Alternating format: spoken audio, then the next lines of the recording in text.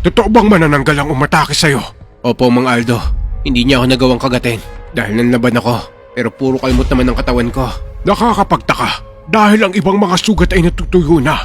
Ang natitira na lang ay ang malalim na kalmot. Kung aswang kasi ang may gawa nito, dapat ay nagnanaknak na ang mga sugat mo. Ano ang ginamot mo dito sa sugat, Edang? Napakabisa! Hinugasan ko lang, Mang Aldo. Wala naman akong alam sa panggagamot. Baka po dahil sa mahiwagang aso, kaya hindi lumala ang sugat ko. Mahiwagang aso ba ka mo? Yung hinihinalang aswang? Opo.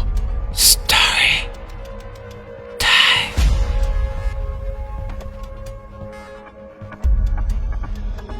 Ako nga pala si Levice, 57 years old, at nakatira sa lalawigan ng Samar. Gusto ko lang ibahagi ang kahindik-hindik kong karanasan na kailanman ay hindi ko makakalimutan. Ang karanasan kong to ay hindi lang nagbigay sa akin ng kilabot, kundi nakaantig din sa puso ko. Isa akong construction worker na mga panahong to. Katatapos lang namin ng trabaho nito na magyaya ang kumpare ko sa bahay nila kasi birthday daw nito. Makikikain lang sana ako sa kanila dahil umiiwas na talaga ako sa alak ng mga panahong to. Nagkakasakit na kasi ako sa labis ng pag-inom ko. Kaso nung nandun na kami sa kanila ay pinipilit na ako ng mga kumpare ko na uminom. Palibasa ay nakainom na rin siya kaya kinukulit na niya akong tumagay. Isang tagay lang sana pero nadagdagan ng nadagdagan hanggang sa naparami na kami ng alak na nainom. Sa kasarapan ng inuman namin ay nagkayayaan kami pumunta sa burol ng namatay kong kamag-anak. Nakakilala rin nila. Kaso ay nasa kabilang baryo pa to. Ano pare? Sasama ba kayo? Ang tanong, kaya mo pa ba? Mukhang lasing ka na. Sino ang lasing? Hindi pa ako lasing pare. Mga pare, alam ba niyo yung mga balibalita tungkol sa malaking aso? Yung nagpapakita sa daan papunta sa kabilang baryo. Alin? Yung aso na pinaghihinala ang aswang? Oo pare, damuhala na itim na aso raw yon. Hindi pang karaniwang makikita sa bansa natin ng ganong klaseng aso. Hanggang ngayon ay hinahanap pa rin daw yung aso na yun para patayin. Pero hindi na mahanap ng mga nagpapatrolyang barangay tanod sa kabilang baryo. Malakas kasi ang mga paniniwala ng mga nakakita nun na aswang daw yung asong yon. Naniniwala kayo sa chismis na yan? Parang Levice, kalat na ang balitang yan. Kaya paano hindi ko paniniwalaan? Panakot lang ng mga chismosa yan, paring Ron. Alam naman nyo ang pagkalat ng chismis sa lugar natin. Oo nga naman, paring Ron. Nagpapaniwala ka sa mga aswang-aswang na yan. Panakot lang ng mga chismosa na may asawang lasenggerong katulad mo. Ayaw lang nila magpaggabi sa daan ng mga asawa nila. Kung gusto mo, ngayong gabi patunayan natin hindi totoo yung aso na yan. Oo, tama si paring Bokal. Hindi tayo duwag. Duwag lang kasi ang mga nagpapaniwala sa mga ganyan. O sige, patunayan natin na hindi totoo ang tungkol sa mga hiwagang aso. Ano bang hinihintay nyo? Tara na, damuhan tayo kung saan nila madalas nakikita yon. Teka, sandali lang pare. Amoy pawis na ako eh. Hindi pa ako nagpapalit ng damit galing sa trabaho. Nakakaya namang makahalubilo ako sa mga nakikipaglamay na ganito ang itsura at amoy ko. Dahil sa tama ng alak, ay talagang malakas ang loob namin pumunta sa kabilang baryo ng gabing to. Umuwi lang ako saglit ng bahay namin para maligo. Dahil nakakahiya sa mga nakikilamay sa namatay ang pupuntahan namin. Nagsuot ako ng maong na pantalon at makapal na jacket bilang panangga sa lamig ng gabi. Pagbalik ko kanya paring Bokal at paring Ron, ay hindi ko na sila naabutan. Ayon sa asawa ni paring Bokal, ay umalis na raw ang mga to, kaya hindi ko napigilang mainis. Samantalang ang usapan ay maliligo lang ako at magbibihis. Wala akong masakyan tricycle ng mga oras na to, kasi sa lugar namin, si Ron pa lang ang namamasada. Abang mga hinayupak ko, iniwan nila ako. Akala nila hindi ko sila susundan ha. Sanay ito sa lakaran, hoy. Kala nyo natatakot ako ha. Minabuti kong maglakad na lang nito. May kalayuan man ang baryo na pupuntahan ko, ay kayang-kaya ko naman itong lakarin. Gusto ko rin kasing pumunta sa lamay para makita na rin ng iba naming kamag-anak na matagal ko nang hindi nakikita. Dala ko ang tansong itak na nakalagay sa lukbutan at nakasabit sa bewang ko. Mabuti na yung handa kapag nasuong sa panganib. Habang naglalakad ako sa kalaliman ng gabi, ay hindi ko mapigilang maghimutok dahil sa pag-iwan sa akin ng dalawa kong kumpare. Kapag nakita ako kayo, umanda kayo sa akin. Ang ayos-ayos ang usapan tas biglang mangiiwan kayo. Ay, pakanta-kanta lang ako habang naglalakad para libangin ang sarili ko. Bakit kung sino pa siyang marunong magmahal ay siyang madalas maiwan nang di alam. Ay nako, mabutit maliwanag ang sinag ng bilog ng buwan ng gabing to. Kahit papaano ay naliliwanagan ito ang dinadaanan ko. Hindi naman ako nakakaramdam ng takot kahit na gabing-gabi na. Dala na rin siguro ng alak na nainom ko. Hindi naman ako lasing dahil nahulasan na ako pagkatapos maligo. Nakalampas na ako sa mga kabahayan kaya medyo dumidilim na sa dinadaanan ko dahil wala na mga ilaw at poste rito. Nasa kalagitnaan pa lang ako ng paglalakbay at malayo pa ang lalakarin ko. Lalo tuloy ako nakaramdam ng inis sa mga kasama ko ng iwan. Ay nako, Kung sana hinintay ako, di nagkakape na sana ako ngayon. Visit naman tong mga to. Nang tumuntong na ako sa lugar kung saan may napapabalitang nagpapakitang aso, ay saglit ako natigilan. Napaisip ako kung tutuloy pa ba ako o uuwi na lang. Teka, pag di ako tumuloy, sayang naman ang pagod ko. Bahala na, malapit na ako Napatawat na pailing na lang ako dahil hindi ko mapigilang kausapin ng sarili ko para hindi ko maramdaman ng pagod. Pinagpatuloy ko ang paglalakad hanggang sa bukid na ang magkabilang gilid ng kalsadang tinataha ko. Pagkatapos ng bukid ay kakahuyan naman. Paglampas ko sa kakahuyan ay papasok na sa baroy na pupuntahan ko. Malapit na ako kaya pinagpatuloy ko na lang. Pasipol-sipol pa ako habang inaaliw ang sarili ko. Pero bigla ako natigilan at napahinto nang makita ko ang nilalang sa di kalayuan na dadaanan ko. Hindi ko mapigilang makadama ng pangingilabot. Lalo na maalala ko ang sinabi ni Ron kanina tungkol sa itim at nambuhalang aso. Sa tulong ng liwanag na nagmumula sa buwan ay kitang-kita ko ang isang malaking aso na nakatayo sa gilid ng daan sa hindi kalayuan. Napakalaki nito kumpara sa pangkaraniwang aso. Nang mga panahong to, bihira pa lang ang mga asong may ibang lahi, lalo na sa lugar namin. Dahil bihira lang naman ang mayaman dito na kayang mag-alaga ng mga asong imported. Diyos ko po, ang laking aso. Totoo nga kayang asong ng asong to? Iniisip ko tuloy kung magpapatuloy ako sa paglalakad o uuwi na lang. Pero kung uuwi ako, mas malayo pang tatakbuhin ko. Samantalang kung magpapatuloy ako, ay mas malapit to sa kabilang baryo. Pero sa laki ng aso na to, wala akong panama sa takbuhan dito. Pinilit ko na lang patatagin ng loob ko. Hinawakan ko na mahigpit ang itak ko at hinugot ko na to mula sa lukbutan. Kung aatakihin ako ng asong to, mapipilitan akong lumaban. Bahala na. Nagpatuloy ako sa marahang paglalakad habang ang aso naman ay nakaupo sa gilid ng daan at nakatanaw lang sa direksyon ko. Hindi ko masyadong maaninag kung mabagsik ba ang anyo nito dahil sapat lang ang liwanag ng buwan para makita ko ang katawan ng aso. Isa pa ay itim ang kulay nito. Tumawid ako sa kabilang kalsada para iwasan ang aso. Marahan lang ang ginawa kong paghakbang dahil baka bigla akong atakihin nito. Malakas ang kabog ng dibdib ko nito habang abot ang pagdarasal na sana hindi ako atakihin ng dambuhalang aso na to. Habang papalapit ay mas lalong lumilinaw ang imahe ng aso. Sa pagkakaupo ng aso ay halos umaabot ang taas nito sa akin. Sa taas kong 5 talampakan at 6 na pulgada ay talagang dambuhalang asong nakikita ko. Diyos ko, patnubayan mo ako. Hindi ko na po aawain ng dalawang kumpare ko nang iwan sa akin. Basta makaligtas lang po ako sa asong to. Nakatingin lang ako sa aso na magkatapat kami. Pero sa magkabilang panig ng kalsada, titig na titig ang aso sa akin. Habang ganun din ako sa kanya. Pero hindi mabagsik ang anyo ng aso na to. Malayo sa inaasahan kong itsura nito. Imbis na nanlilisik ang mga mata, ay parang kalungkutan pa ang nakikita ko sa mga mata nito. Tabi-tabi po. May kiraan lang po. Mahigpit ko pa rin hawak ang itak ko nang makalampas na ako sa aso. Maski maamo ang anyo nito, ay hindi ako mapanatag. Kaya mas binilisan ko ang paglalakad. Nang makarating ako sa may puno, ay nilingon kong muli ang aso. Nagtaka ako kasi wala na yun sa kinauupuan niya kanina. Kaya napalingon ako sa paligid. Pero hindi ko na ito makita. Imposible namang bigla itong naglaho. Dahil puro pala na magkabilang gilid na dinaanan ko kanina. Kaya imposible na wala to. Dahil wala tong pagtataguan. Diyos ko po. Saan nagpunta yun? Baka nasa paligid ko na lang yun Baka bigla na lang ako sakmalin. Dahil sa naisip kong to, ay mabilis akong kumaripas ng takbo. Pagod man sa layo ng nilakad ko, ay binilisan ko pa rin ng pagtakbo. Para makarating kagad ako sa kabilang baryo. Palingon-lingon ako sa likuran ko. Dahil baka hinahabol na ako ng dambuhalang aso na yon. Pero wala naman ako nakitang nakasunod sa akin. Pagod na ako sa pagtakbo at para na akong kakapusin ng hininga. Kaya naman pinili kong sumandal sa katawan ng isang puno. Hingal na ako nito habang lumilingon ako sa paligid. Napansin kong tahimik at wala namang anumang bakas ng aso. Isang malalim na paghinga ang ginawa ko para pawiin ang pagod ko bago sana ako magpatuloy sa paglalakad. Pero biglang umihip ang malakas na hangin.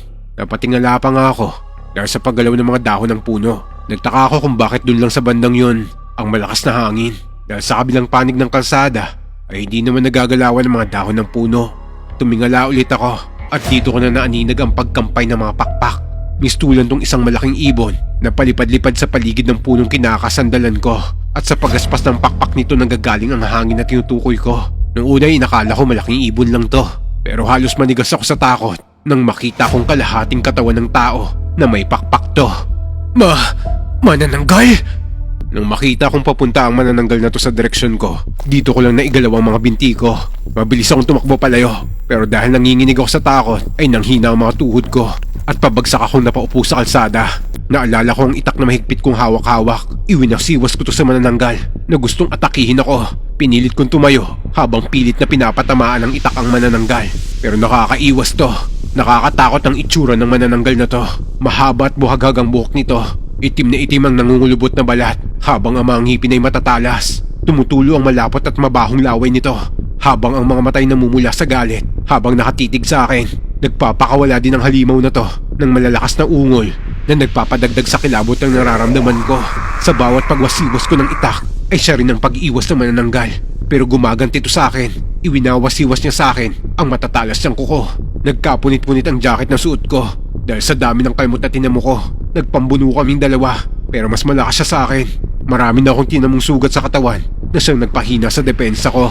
Hayop ka! Lubayin mo ako! Ramdam ko na ang katapusan ko pero hindi pa rin ako tumigil sa paglaban para mabuhay. Umaasa ako na may darating na tulong na siyang magsasalba sa akin mula sa kamatayan ko. Muli kong tinaas ang itak at akmang tatagain ng manananggal pero natabig ng pakpak niya ang kamay ko. Kaya nabitiwan ko ang itak at tumilapon to sa malayo. Dahil din sa lakas ng pagkatabig sa akin ng pakpak ay napaupo ako sa lupa. Akmang dadagitin na ako ng manananggal nang makarinig kami ng malakas na pag-angil. Nakita ko ring tila natigilan ng manananggal na to bago nagpuyos sa galit. Nang lumipad pa itaas ang manananggal ay dito ko lang nakita ang isang dambuhalang asong nakatayo sa harap ko. Pinilit kong umatras palayo sa aso. Kung kanina ay maamo ang anyo nito, ngayon ay mistulan tong nauulol sa galit.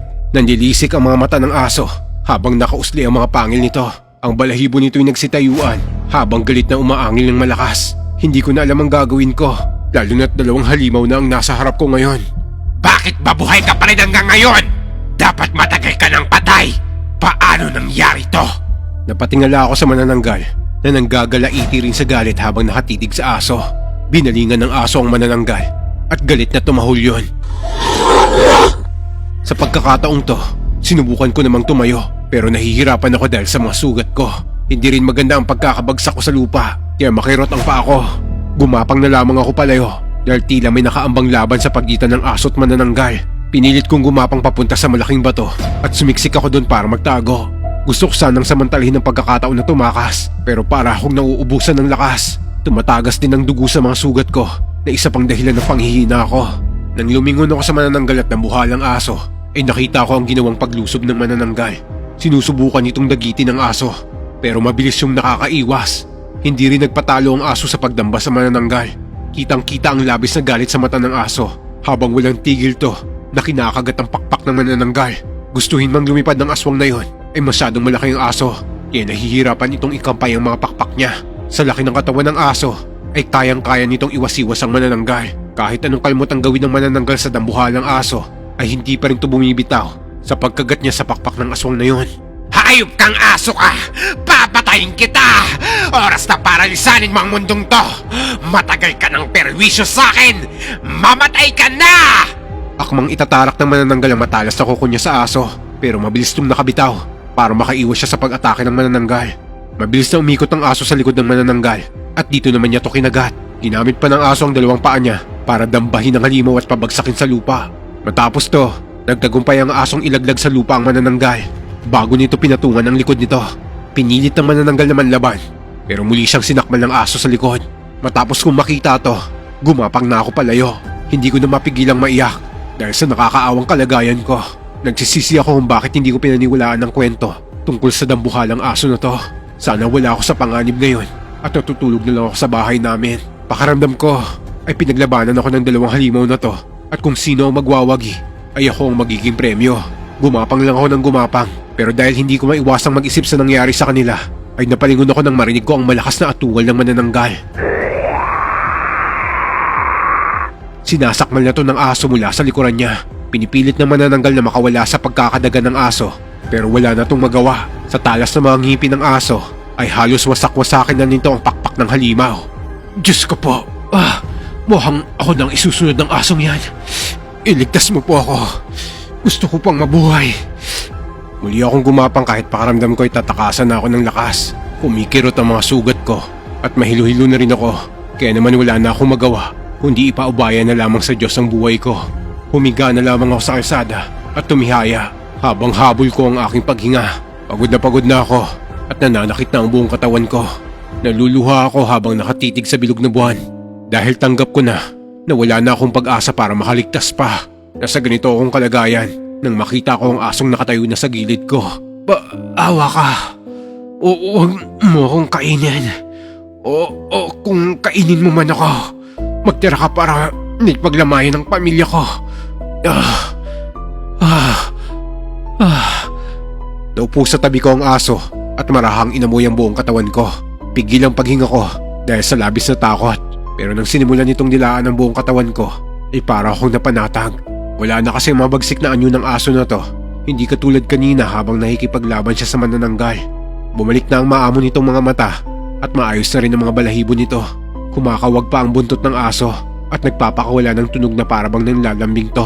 Kita ko na sa malapitan ng mga dugong pumapatak sa katawan niya. Katulad ko, marami rin tong tinamong kalmot sa katawan niya. Pero parang hindi naman to iniindan ng aso at parang wala lang sa kanya. Matapos niya akong dilaan, ay naglakad na to palayo. Sinundan ko ng tingin ng aso at nang muli itong lumingon sa akin, ay muling tumulo ang mga luha ko. Sa wakas ay naiintindihan ko na kung anong nangyayari. Dininig ng Diyos ang panalangin ko at tinulungan niya ako sa pamamagitan ng asong yun. Pinilit kong itaas ang kamay ko para kawayan ang aso bilang pasasalamat. Salamat. Parang naunawaan naman ako ng aso sa sinabi ko dahil kumahulto na parabang sinasabi niyang huwag na akong matakot dahil ligtas na ako. Unti-unti nang nanlalabo sa paningin ko ang dambuhal at mahiwagang aso na to hanggang sa tuluyan na akong nawalan ng malay. Nang magising ako ay nagulat ako dahil nasa loob na ako ng isang pamilyar na bahay. Diyos na mahabagin, ano nangyari kay Levice? Bakit ganyan ang itsura? Napagtripan yata ng kung sino. Di kaya inatake siya ng dambuhalang aso? Diyos ko, yan na nga ba sinasabi ko? Dapat nating mahuli ang salot na aso na yon. May naririnig akong mga nag-uusap, kaya kinrap-kurap ko ang mga mata ko hanggang sa luminaw na ang paningin ko. Nakita ko si Tia Edang at ang pinsang kong si Eddie. Sila ang mga kamag-anak kong namatayan na bala ko sanang puntahan kagabi. Pagkita ko sa kanila, nag-aalala silang nakatingin sa akin. Tiyang, paano ko napunta rito? Ano ba nangyari, Levice? Sinong may gawa niyan sa'yo? Halos hindi ka makilala ng mga taong nakakita sa'yo habang nakahandusay sa bungad ng baryo namin. Insan, bakit ganyan ang itsura ni mo? Parang pinagkakalmot ka na mabangis na hayop. Mahabaging Diyos! Akala ko ipatay ka na kanina nang dalhin ka rito. Nakaburol pa ang tiyuhin mo, ganyan pang nangyari sa'yo. Ano ba nangyari sa'yo, Insan? Sinong gumawa niyan sa'yo? Tiyang, pahingi muna ako ng maiinom. Pagod na pagod ako at ang sakit ng buong katawan ko. Sinubukan kong bumangon, pero kumirot lang ang mga sugat ko. Kaya muli ako napahiga. Hindi naman matigil ang mga osesero sa pagtatanong kung anong nangyari sa akin. Mabuti na lang dahil mabilis nakabalik si Tia Edang na kumuha ng tubig na maiinom ko. Nang makainom ako, ay muli akong tinanong ni Tia. Levice, sabihin mo kung ano nangyari para mahuli kung sinong nanakit sa'yo. Papunta sana ako dito kagabi, Tiyang. Naiwanan ako nila paring Ron eh. Kaya naglakad na lang ako mag-isa. Hindi ko akalain na may aatake sa aking aswang. Ano? Aswang baka mo? Nagpakita ba sa'yo ang malaking aso? Oho, Tiyang. Sinasabi ko na nga ba? Dapat talagang pinapatay ang asong yun. Tiyang, nagkakamali kayo. Hindi aso ang umatake sa akin kundi manananggal. Manananggal baka mo? Imposible. Matagal nang hindi nanggagambala ang manananggal dito sa lugar namin. Totoo, Tiyang. Naglaban kami ng manananggal kaya puro kalmot at pasa ang katawan ko. Kung gawa ng aswang ang mga sugat mo, dapat itong matignan ng albularyo. Delikado kapag hindi nagamot yan. Pero Insan, ang sabi mo'y nagpakita sa'yo ang malaking aso. Pero ang umatake sa'yo manananggal? Sa dami ng sugat mo, buti buhay ka pa. Ano ka ba naman, Eddie? Magpasalamat ka't buhay ang pinsan mo. Oo nga po, pero teka, kakausapin ko muna si Kapitan. Sasama ako mamayang gabi sa pagpapatrolya para mapatay na ang dambuhalang aso na yan. Dahil sa narinig ko, ay agad kong sinubukang bumangon para pigilan si Eddie sa akmang pag-alis niya. Agad naman akong inalalayan ng mga osesero nang makitang napapanghiwi na ako. Insan, hindi masama ang asong yon. Mali ang akala ng lahat ng tungkol sa aso. Anong hindi masama? Mabagsik ang asong yon. Ayon sa mga nakakita sa aso, ay inaangilan sila nito kapag dumadaan sila sa kalsada. Nakita mismo ng dalawang mata ko ang aso, Tia. Dambuhalang aso yon na kung gugustuhin manakit ay magagawa nito. At tiyak na wala siyang bubuhayin. Pero wala namang napabalitang sinaktan ng asong yun, hindi ba? Sigurado ko, umaangi lang siya para manakot. At para wala ng tao ang pumunta sa gawing kalsadang yun tuwing gabi. Baka gusto niya lang magbigay ng babala na may gumagalang manananggal doon. Pero inaangilan niya ang mga dumadaan lalo na ang mga bata. Hindi ko pa nakikita ang asong yun pero sa dami ng mga pinagpapakitaan nito, halos iisa lang ang sinasabi nila. Halimaw daw ang asong yun. Porke itim at nambuhala, halimaw na agad. Puro pag-angil lang ang sinasabi nyo na ginagawa ng aso. Wala siyang hinabol o kinagat. Kaya maling-mali tayo sa paghusga, Tiyang. Isa pa, ang asong yun ang nagligtas sa buhay ko. Ano ka mo? Totoo, Tiyang. Iniligtas ng aso ang buhay ko. Pinatay niya ang manananggal kaya buhay pa rin ako ngayon. Kung ganon, bayani ang asong yun. Tiyang, utang ko sa asong yun ang buhay ko. Siya ang pinadala ng Diyos para sagipin ako sa tiyak na kamatayan. Hedy, magmadali ka. Sabihan mo si Kapitan na ihinto ang paghuli at pagpatay sa aso. Dakila pala ang asong yun. Mabilis na lumabas ng bahay si Eddie para puntahan si Kapitan na naghahanda na sa paghuli sana sa aso. Hindi naman makapaniwala ang lahat dahil sa sinabi ko.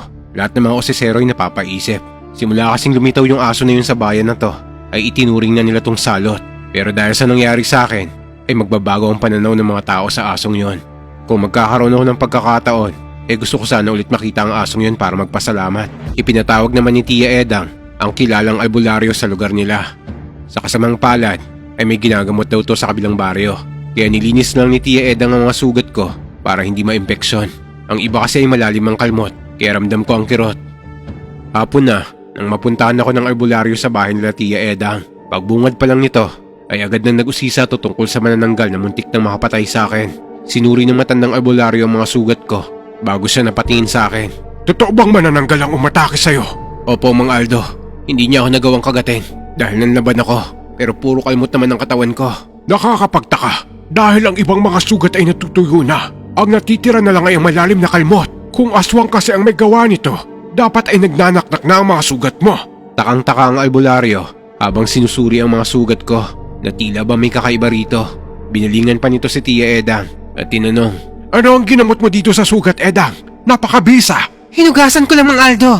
Wala naman akong alam sa panggagamot. Baka po dahil sa mahiwagang aso, kaya hindi lumala ang sugat ko. Mahiwagang aso ba ka mo? Yung hinihinalang aswang? Opo. Ikinuwento ko sa matanda ang lahat ng nangyari, pati ang ginawang pagdila ng aso sa mga sugat ko. Hindi ko alam kung bakit bigla siyang napaluha. Tinanong niya pa ako kung anong itsura ng aso. At habang inilalarawan ko to sa kanya, ay parang kumislap ang mga mata ng albularyo. Wala naman tong sinabi at ginamot lang ang mga sugat ko. Pinainom din niya ako ng mga katas ng mga halamang gamot na may dasal niya. Kaya kahit papano, ay guminhawa ang pakiramdam ko. Mabuti na lang dahil hindi pa nakauwi si na paring Ron at paring Bokal nang matagpuan ako ng mga tao. Sinabihan ko na lang sila na ipaalam sa pamilya ko na hindi muna ako makakauwi. Labis ang pagsisisi ng dalawa dahil sa ginawa nilang pag-iwan sa akin. Hindi na ako nagalit sa kanila dahil yun ang pinangako ko nung nasa bingit na ako ng kamatayan. Matapos naman ako gamutin ng albularyo, ay nakiusap muna sa akin to bago magpaalam na umuwi. Pwede mo ba akong samahan sa mismong lugar kung saan nagpakita sa iyo ang aso? Opo, Mang Aldo. Bukas. Baka bumalik na ang lakas ko. Kinabukasan, bumalik na ng tuluyan ang lakas ko.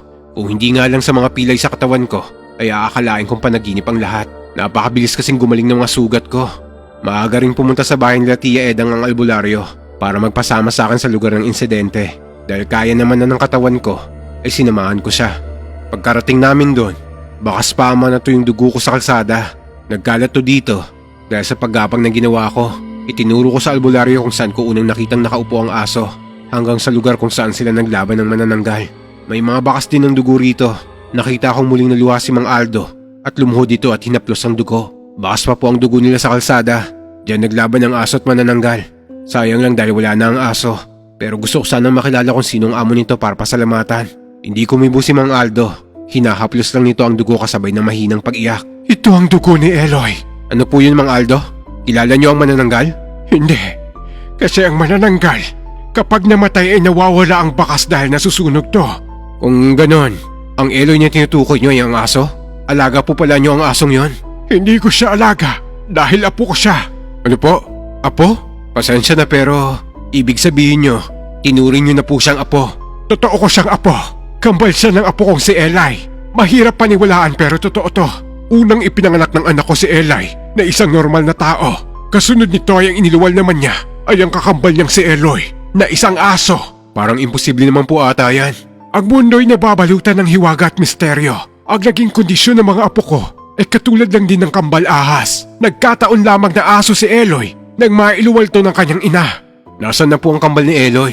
Pwede ko po ba siyang makita? Iyan din ang dahilan kung bakit nagpasama ako rito. Gusto kong makita si Eloy. Kung buhay pa siya, ibig sabihin ay buhay pa rin ang apo kong si Eli. Matagal na akong nangungulila sa kanila. Ikinuwento sa akin ni Mang Aldo ang nangyari sa mga apo nito. Mula nang isinilang sina Eli at Eloy hanggang sa lumaki ang mga to, itinago nilang tungkol sa kambal. Dahil tiyak na wala namang maniniwala. O kung meron man, baka pag-isipan pa sila ng masama. Isang kumadrona si Elsa na ina ng mga kambal. Kaya kinaya nitong mga anak na mag-isa. Kaya walang nakasaksing iba nang ipinanganak niya ang asong si Eloy. Kaya naman tanging pamilya lang raw nila ang nakakaalam ng misteryong to. Hindi normal ang paglaki ni Eloy dahil sumabay daw to sa paglaki ni Eli. Naging malapit sa isa't isa ang kambal na dahilan kung bakit hindi nakatapos sa pag-aaral si Eli. Bawal kasi sumama ang aso sa loob ng paaralan. Natatakot daw ang ibang bata kay Eloy dahil baka mga gato. Pero napakabuting aso raw ni Eloy at kahit minsan raw ay wala pa tong nakagat na tao. Dahil huminto sa pag-aaral si Eli ay sumama na lang siya sa kanyang ina para pag-aralan din ang pagiging kumadrona. 15 anyos daw noon ang mga kambal nang mawala ang mga to. Sumama sila sa kanilang ina na may papaanaking buntis sa kabilang baryo. Hindi na raw nakauwi ang mga to matapos ang araw na yon. Hanggang natagpuan na lang daw sa gilid ng kalsadang to kung nasaan kami ngayon ni Mang Aldo ang bangkay ng nanay nila na si Elsa. Wakwak na daw ang tiyan nito at wala ng mga lamang loob. Pero ang katawan daw nila Eloy at Eli ay hindi na kailanman nakita. Ang hinala ng lahat ay nabiktima ng manananggal ang mag-iina. At baka ang bangkay raw ni Eli ay kinain daw ng buo ng manananggal dahil ito'y mas bata at sariwa. Pero ngayon, napatunayan ko na si Eloy nga ang asong nagpapakita dito. At siguradong buhay din si Eli. Buhay ang mga apo ko. Dahil ang kambal na tao at hayop ay sabay na nabubuhay pero sabay ring mamamatay. Punong-puno ng pag-asa ang mukha ni Mang Aldo kaya hindi ko mapigilang maluha. Kahit na lalaki ako, hindi ko maiwasang maiyak dahil sa pag-asang nakikita ko sa mukha ng matanda. Hindi ko alam kung paano ko sasabihin sa kanyang lahat na nasaksihan ko ng gabing yon. Pero kailangan ding malaman ni Mang Aldo para hindi na siya umasa pa. Mang Aldo, wala na po si Eli. Ano? Paanong wala na? Umalis ba siya? Saang direksyon siya pumunta? Narinig ko po ang manananggal nung naglaban sila. Ang sabi nun sa aso, dapat matagal na raw siyang patay. Pero buhay siya! Kaya buhay din si Eli!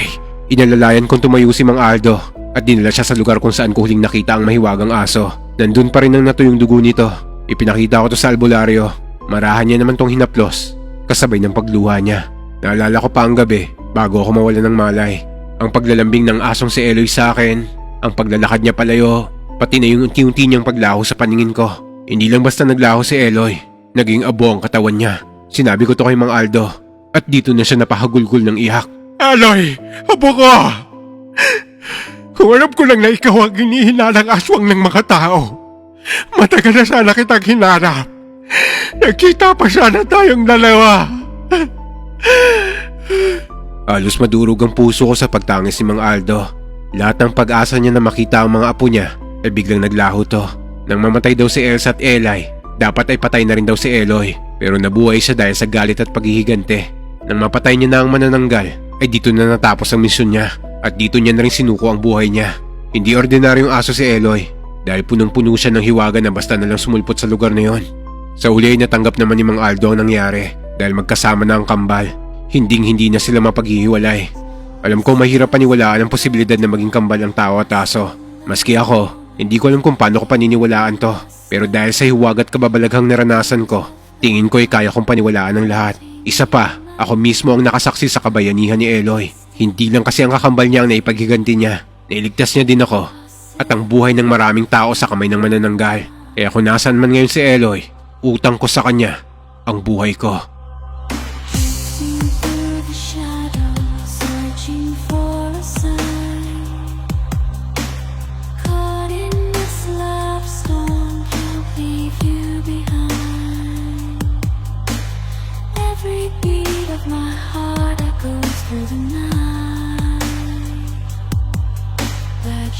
Just a ghost now.